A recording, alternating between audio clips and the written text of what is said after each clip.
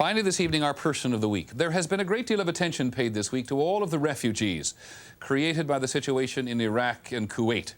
Hundreds of thousands of people fleeing because they are suddenly no longer able to make a living. Even worse, fearing that they may be trapped in the middle of a war.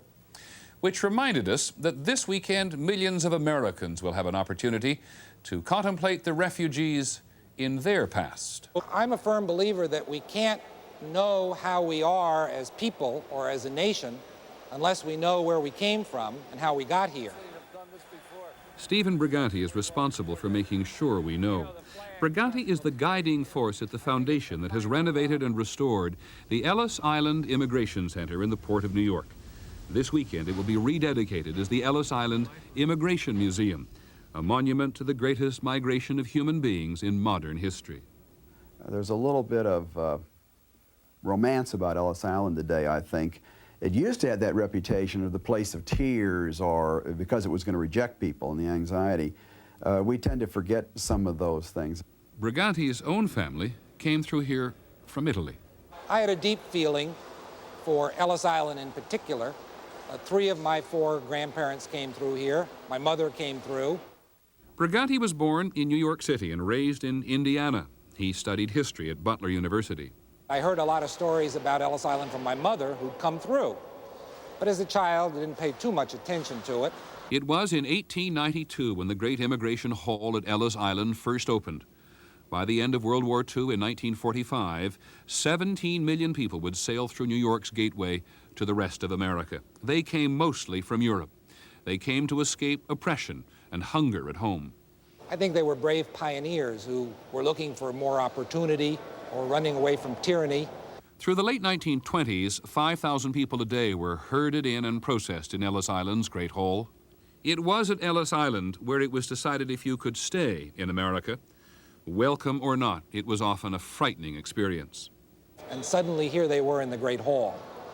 All 5,000 a day, all different languages, a lot of noise, a lot of confusion, but nevertheless, perhaps the greatest moment of their lives. Bertha Devlin came from Ireland in 1923. She was 22 then. The place was packed. There was no room to move around. No. Every kind of people, every nationality. By the 1950s, the great wave of European immigration to America had subsided. Ellis Island was closed.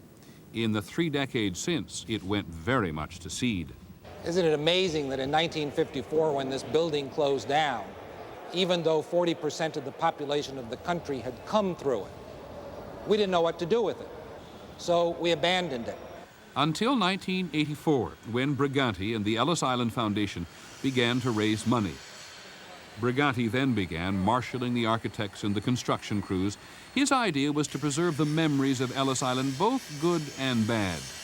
Like the infamous stairway which new immigrants took to have their medical exam, the doctors watched as people climbed. If a limp was evident or shortness of breath was detected, they were marked with an X and very often deported. Stephen Briganti is very pleased with the way the restoration has turned out.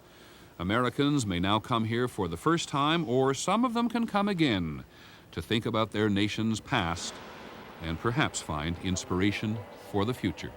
People were coming here looking for new opportunity, looking for a new way of life. They came at the turn of the century. They continue to come today, looking for new hope, for new opportunities, and that's what Ellis Island is symbolic of. And so we choose Stephen Briganti.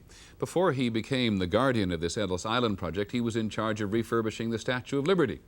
We choose him because of what he's done to help us all further appreciate 2 of the basic values for which America stands, liberty and sanctuary.